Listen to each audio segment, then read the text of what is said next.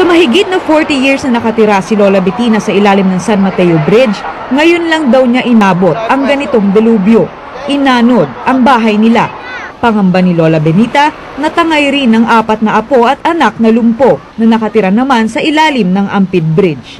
Ang 75 anyos na lola, namamalimos ngayon kahit umuulan. Nag-iipon ng mga kakarampot na barya, pangkain at panggasto sa paghahanap sa mga nawawalang kaanak.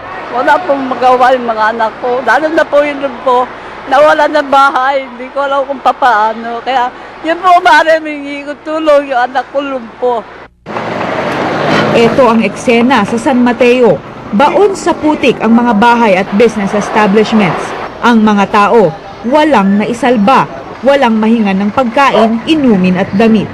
Karamihan, nagsisiksikan na sa loob ng San Mateo Gym. Last count dito, 140,000 na mga tao na ang pumupunta dito sa San Mateo Gym at humihingi ng mga tulong. 4 na medical teams lang ang nandito, kaya humihingi sila ng karagdagang medical support. Ngayon, sa karamihan na pasyente, talagang kailangan natin ang ayuda. Mga medical team, gaya ng mga nurses, midwife at mga doktor.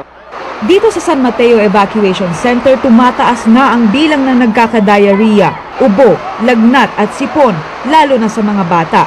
Mga sakit na mabilis kumalat sa siksikang lugar.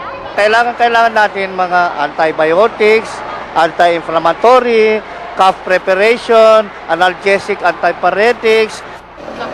Maliban naman sa pagde-deliver ng relief goods, naging Metro Aid din ang mga sundalo.